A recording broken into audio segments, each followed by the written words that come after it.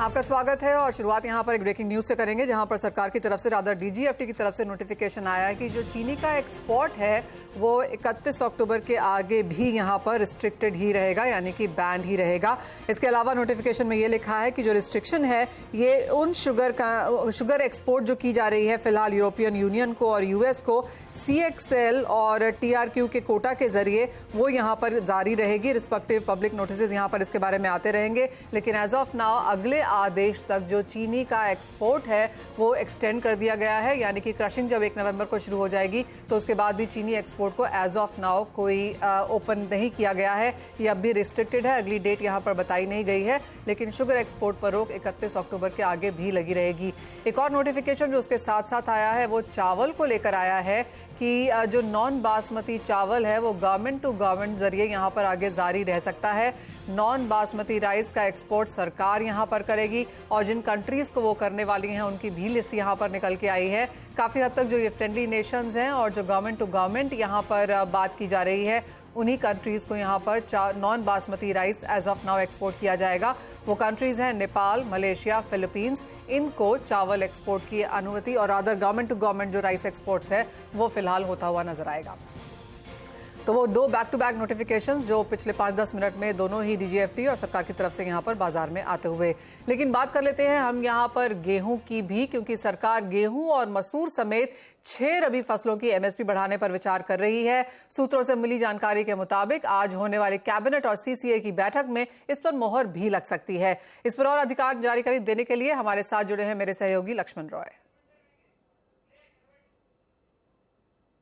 देखिए, कैबिनेट की इस बैठक से किसानों के लिए एक बड़ी खबर निकल कर आ सकती है और जो सूत्र बता रहे हैं उसके मुताबिक कैबिनेट रबी फसलों की एमएसपी यानी न्यूनतम समर्थन मूल्य जो है उसमें बढ़ोतरी करने का फैसला ले सकती है।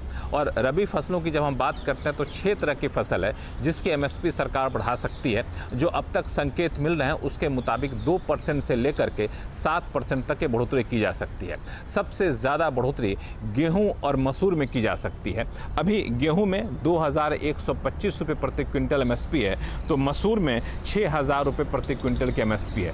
इन दोनों में अच्छी खासी बढ़ोतरी देखने को मिल सकती है। इसके अलावा बार्ली, चना, सरसों, सनफ्लावर, इन सब की एमएसपी भी सरकार बढ़ा सकती है। हालांकि एमएसपी बढ़ने के बाद ये माना जा सकता है कि चुनाव को देखते हुए सरकार इतना बड़ा फैसला ले रही है, लेकिन सच्चाई यह है कि इस समय ही रबी फसलों की एमएसपी सरकार बढ़ाती है और गेहूं में अच्छी खासी बढ़ोतरी करना एक अपने आप में बड़ी हेडलाइन हो सकती है। हालांकि अब कैबिनेट की बैठक खत्म होने के बाद ही पता चलेगा कि किस फसल में कितनी एमएसपी बढ़ाई गई है। All right Lakshman, of course बहुत देर नहीं बची है वो मीटिंग होने के लिए, और जैसे आपने कहा कि 2 से 7% तक यहाँ पर रबी की फसलों की एमएसपी बढ़ाई जा सकती है, जिसमें मेजर फसलें यहाँ पर गेहूं, मसूर, बार्ली, चना रादर और साथ में सरसों भी होगा। तो ये काफी इंपॉर्टेंट कमोडिटीज हैं, इंपॉर्टेंट क्रॉप्स हैं जिनके ऊपर सरकार की नजर रहेगी, भी कंज्यूमर्स की नजर भी रहेगी। हमारे साथ जुड़ रहे हैं former union agriculture secretary Siraj Hussain ji. Siraj ji नमस्कार। सबसे पहले तो आपसे एमएसपी पर ही जानना चाहेंगे, जिस तरह की राइस की यहाँ पर बात की जा रही है, कैसे देखते हैं आप इन नंबर्स को? देखिए, मुझे लगता है कि 5% से ज्यादा एमएसपी की उम्मीद हम कर सकते हैं। 2 सालों में हमने देखा कि गेहूं का प्रोडक्शन कम हुआ, हालांकि गवर्नमेंट के एस्टिमेट उसको नहीं दिखा रहे हैं कम, लेकिन जिस तरीके से प्राइस राइज हुआ है, जिस तरीके से गवर्नमेंट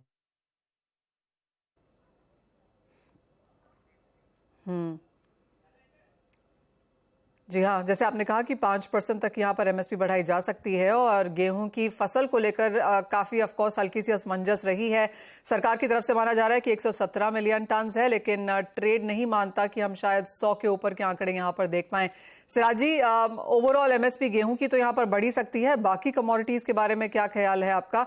जैसे कि मसूर, बार्ली, चना और सरसों की यहाँ पर बात की जाए, काफी हद तक बाजार की नजर यहाँ पर भी रहेगी, क्योंकि जिस तरह की बारिश हुई है और जिस तरह की एज ऑफ नाउ इनपुट की बात यहाँ पर चल रही है, कैसे देखते हैं आप वो नंबर्स? ओके, सिराजी से यहाँ पर संपर्क फिर से जोड़ेंगे। प्रमोद जी हमारे साथ जुड़ चुके हैं, roller flower mills federation of India के प्रेसिडेंट। प्रमोद जी, आप कैसे देखते हैं एमएसपी हाइक की एक्सपेक्टेशंस को, जहां पे 5 से 7% के इजाफे की उम्मीद है फिलहाल बाजार को? आई थिंक 7% सही होना चाहिए, क्योंकि इंडिया में ऑलरेडी ओपन मार्केट उससे काफी ऊंचा है। अगर गवर्नमेंट कम करती है तो एक तो फार्मर को कोई इंसेंटिव भी नहीं है और और गेहूं का open market price are much higher than the MSP actually. साथ ही साथ जिस तरह से गेहूं के भाव बढ़ते हुए नजर आए हैं ओवरनाइट या पिछले 6 महीने की अगर बात करें प्रमोद जी, तो किस तरह का गेहूं के भाव में बढ़त देखने को मिली है? क्योंकि जिस तरह से एजेंसीज कोट कर रही हैं करीबन 22% का इजाफा पिछले 6 महीनों में भारतीय बाजारों में गेहूं में देखने को मिला।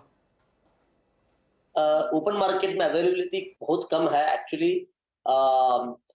जैसे आपने बताया कि फिगर ट्रेड मानती है कि 100 मिलियन टन से ऊपर नहीं है और अवेलेबिलिटी का इश्यू है और 5 महीना निकलना है, तो आई थिंक गेहूं और ऊपर बढ़ सकता है। या तो फिर गवर्नमेंट को इंपोर्ट अलाउ करना चाहिए या क्वांटिटी ज्यादा रिलीज करना चाहिए मार्केट में।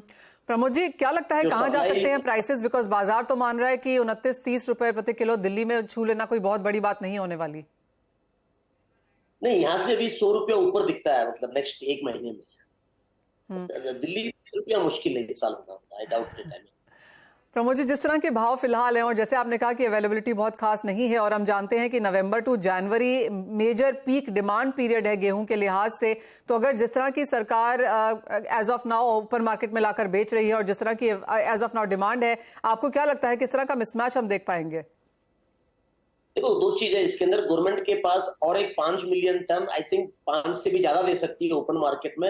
ये कब इंटरवीन करेंगे ये गवर्नमेंट, आई मीन या तो फिर दिवाली के आसपास करना चाहिए गवर्नमेंट को। गवर्नमेंट के पास सफिशिएंट स्टॉक है ओपन सेल में देने के लिए। और हम लोग जब मिलते तो सरकार बोलती है कि उनके पास गेहूं है और वो सही टाइम पे रिलीज करेंगे। हैं कि जो 1 अक्टूबर को प्रमोद जी, जो 1 अक्टूबर को यहाँ पर सरकार का हम बफर स्टॉक देख रहे हैं वो 5 साल की एवरेज से कम है। पिछले साल इन एनी केस हमने देखा था कि सरकार की procurement on the lower side रही है। क्या कुछ चिंता उस नंबर को देखकर है या आपको लगता है कि एज ऑफ नाउ पर्याप्त है?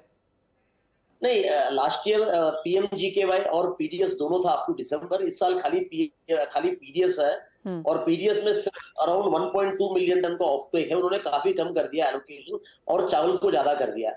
और गवर्नमेंट के पास स्टॉक कंफर्टेबल है एक्चुअली ओपन सेल करने के लिए, और even maintaining their reserve stock, they are quite comfortable actually. Government को रिलीज करना चाहिए मार्केट में भाव कम करने के लिए। तो क्या रोक रहा है सरकार को? अगर इनफ बफर स्टॉक है और 5 मिलियन टन आपको लगता है कि बाजार में आना चाहिए, तो कितने समय में आप वो आता हुआ देखते हैं? अदरवाइज किस तरह का प्राइस राइज एक्सपेक्ट कर रहे हैं? मेरे हिसाब से गवर्नमेंट को कहीं ना कहीं कुछ ना कुछ नवंबर के आसपास कुछ ना कुछ करना चाहिए इनको। आई मीन हमको यही लगता है, या फिर मार्केट तेज होता जाएगा बिकॉज मार्केट में पैन इंडिया में सप्लाई कम है एक्चुअली। माल जितना चाहिए इतना मिल नहीं रहा मार्केट में। और साथ ही साथ जिस तरह का स्टॉक लिमिट भी सरकार ने लगाया हुआ है उसका भी असर हमने यहाँ पर आता हुआ देखा है। सिराज जी, आप कैसे देखते हैं? पहले ओवरऑल गेहूं की ही अगर बात कर लें, आपने जैसे कहा कि 5% तक का एमएसपी देखना चाहिए। ट्रेड मानता है कि इस बार फसल कम रह सकती है और जिस तरह प्रमोद जी भी हमें बता रहे थे कि ओपन मार्केट में अवेलेबिलिटी यहाँ पर काफी कम है और अगर सरकार ज्यादा गेहूं बाजार में लेकर नहीं आएगी तो 30 रुपए प्रति किलो के भाव बहुत दूर नहीं। देखिए, हम तो बहुत दिनों से ये लिख रहे हैं कि गवर्नमेंट को इंपोर्ट ड्यूटी कम कर देनी चाहिए जिससे कि ये सिचुएशन कंफर्टेबल हो जाए।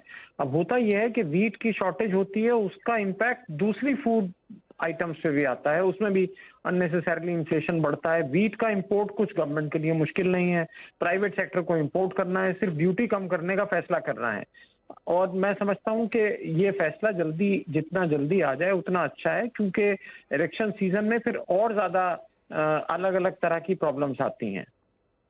सिराज जी, आपका एक व्यू यहाँ पर चीनी चावल पर भी लेना चाहेंगे। एक्सपोर्ट बैन जो सरकार ने एक्सटेंड किया है वो शायद बाजार फैक्टर इन कर ही रहा था, और जो चावल का एक्सपोर्ट है जो गवर्नमेंट टू गवर्नमेंट बात की जा रही है, दोनों ही जो नोटिफिकेशंस हैं कैसे देखते हैं आप?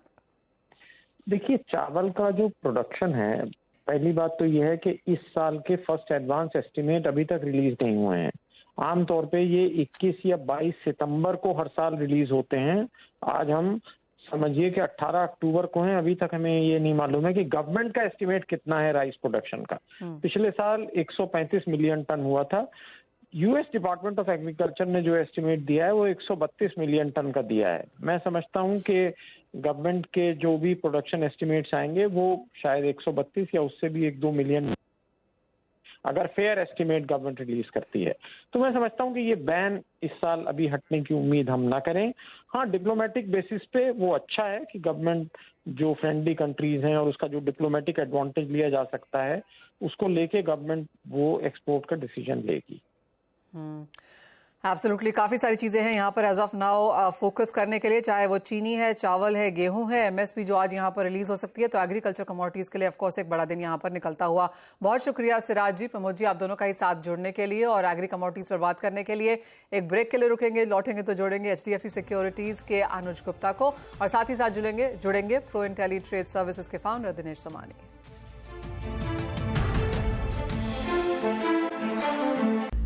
आपका स्वागत है और सबसे पहले अनुज आपसे ही जानना चाहेंगे, जिस तरह से अंतर्राष्ट्रीय बाजार है और आज का दिन काफ़ी दिक्कत भरा है, चाहे वो चाइना का GDP हो या फिर US बाइडेन की जो आज इजराइल ट्रिप है, कैसे देखते हैं इन दोनों को और आपकी टॉप पिक्स नॉन एग्री में आज कहाँ है? मनसा जी गुड मॉर्निंग। देखिए डेफिनेटली टॉपिक में बुलियंस रहेंगे क्योंकि जो जियो पॉलिटिकल टेंशन एस्केलेट होता हुआ दिखाई दिया और जो ट्रिप है डेफिनेटली वहां से भी मुझे लगता है कि कुछ ना कुछ जो टेंशन है वो वहां पर जल्दी से कोई शॉर्ट आउट होता हुआ नहीं दिखाई देगा। दूसरी तरफ जो GDP का डेटा है चाइना का वो भी एक पॉजिटिव पॉइंट है, तो मुझे लगता है कि मेटल साइड के लिए ये एक पॉजिटिव पॉइंट रहेगा। तो यहाँ पे खरीदारी की सलाह रहेगी। अगर कोई डिप मिलता है तो गोल्ड में खरीदारी करना चाहिए, करीबन 59,500 के आसपास 59,250 का स्टॉप लॉस लगाएं। टारगेट ऊपर में 59,900 तक देखने को मिल सकता है। हमने मॉर्निंग में भी देखा था $1940 को टेस्ट किया था। हमें लगता है कि जल्दी ही $1950-1955 तक के लेवल देखने को मिल सकते हैं। दूसरी पिक मैं बेस मेटल में देना चाहूंगा क्योंकि चाइना का डायरेक्ट इंपैक्ट जो है वो बेस मेटल पे रहता है। तो यहाँ पे कॉपर हमने काफी लोअर लेवल पे आते हुए देखा है, तो कॉपर के अंदर एक अच्छा बाउंस बैक आ सकता है। कॉपर में करीबन 700 रुपए के आसपास खरीदारी करें, 696 का स्टॉप लॉस लगाएं। टारगेट ऊपर करीबन 707 से लेकर 710 तक हो सकता है। तो गोल्ड और कॉपर मुझे लगता है कि ये टॉपिक हो सकता है इंट्राडे में खरीदारी करने के लिए। एब्सोल्युटली, कॉपर में तो अच्छा खासा उछाल देखने को मिला भी है, 700 के ऊपर के स्तर, और अभी भी खरीदारी की राय अनुज की तरफ से आती हुई। दिनेश जी, काफी उठापटक यहाँ पर एग्रीकल्चर में है, चाहे वो सरकार की तरफ से नोटिफिकेशंस की बौछार हो आज या फिर अदरवाइज फेस्टिवल से पहले की खरीदारी, कैसे देखते हैं आप प्राइसेस? एग्री में सारे जो सेक्टर्स है पिछले अगर 4 से 5 दिन देखते हैं हम तो एक काफी बड़ा उछाल आया सारे स्पाइसेस सेक्टर को या ग्वार सेक्टर को। थोड़ा सा आज मुझे हल्का सा मुनाफा वसूली दिखती है स्पाइसेस में, खास करके 56,500-600 के आसपास तक मुझे लगता है एक बार जीरा आना चाहिए। और इसके अलावा जो एक आउट ऑफ द बॉक्स निकलता हुआ मुझे कोई काउंटर नजर आता है वो धनिया लगता है। 6980 के अराउंड मुझे लगता है कि धनिया इंट्राडे बाय करना चाहिए। 7240 एक से 2 दिन के अंदर में हमें अपसाइड देखने मिल सकता है। तो मुझे लगता है कोरिएंडर पे अपना बेट रखना चाहिए और जीरे को थोड़ा सा नीचे आए तो बाय करना चाहिए। 5800 की ग्वार एक बढ़िया लेवल है बाय करने के हिसाब से। 5920 इसमें अपसाइड देखा जा सकता है जी। ऑलराइट, तो खरीदारी, डिप्स पे खरीदारी, ऊंचे पे खरीदारी करके ही फिलहाल एग्री कमोडिटीज में भी यहाँ पर कारोबार करने की राय है। लेकिन आप दोनों से कच्चे तेल पर भी आपका व्यू लाना चाहेंगे। अनुज, आपका पहले कहाँ देखते हैं क्रूड जाता हुआ? देखिए क्रूड ने $90 को ब्रेक किया है, 91 के आसपास ट्रेड कर रहा है। जो एस्केलेट हुआ है जियोपॉलिटिकल टेंशन वो डेफिनेटली चिंता का विषय है। मुझे लगता है कि यहाँ पर जल्दी ही आपको $93 तक के लेवल देखने को मिल सकते हैं। तो यहाँ पे खरीदारी की ही सलाह रहेगी। मुझे लगता है कि अगर क्रूड का प्राइस तकरीबन 7,200 के आसपास मिलता है तो खरीदारी का ट्रेड लेना चाहिए। 7,130 का स्टॉप लॉस लगाए। टारगेट मुझे लग रहा है करीबन 7,350 करीबन 7,400 तक देखने को मिल सकता है। तो मोमेंटम पॉजिटिव है, बट $93-94 एक अच्छा रेजिस्टेंस भी है जहां पर हमने लास्ट टाइम करेक्शन आते हुए देखा था। तो अगर ये 94 के ऊपर सक्सेसफुली चलता है तो फिर आपको 98 तक के लेवल देखने को मिल सकते हैं। तो इनिशियली 93-94 को हम फोकस करेंगे। 94 के ऊपर अगर चलेगा तो फिर 98 नेक्स्ट लेवल रहेगा। दिनेश जी, फटाफट अगर गैस के प्राइसेस भी यहाँ पर हमें समझा सकें कि यहाँ पर कोई स्ट्रैटेजी बनती है क्या? जी बिल्कुल, 252 इसका बहुत बड़ा ब्रेकआउट था, जैसे 292 गया था, दोबारा 252-253 के अराउंड एक बढ़िया बाइंग का लेवल है और 250 की कॉल उसी से मैं कर लेता हूं तो बढ़िया मुनाफा का अच्छा सौदा बन सकता है। 252 में बाय करके 272 इसमें 8 से 10 दिन का मेरा लक्ष्य है। 244 का इसमें स्टॉप लॉस मेंटेन करना चाहिए। एक भी बिकवाली की राय यहाँ पर नहीं आती हुई, चाहे एग्री है, नॉन एग्री है, बुलियन है, मेटल्स है, एनर्जी है, सभी में खरीदारी की एक्सपेक्टेशंस यहाँ पर हमारे एक्सपर्ट्स की तरफ से। बहुत शुक्रिया अनुज जी, दिनेश जी, आप दोनों का ही साथ जुड़ने के लिए, तमाम स्ट्रैटेजीज भी हमारे व्यूअर्स के साथ शेयर करने के लिए। एक ब्रेक के लिए रुकते हैं, लौटेंगे तो पूरा फोकस डालेंगे यहाँ पर इक्विटी मार्केट्स की ओर।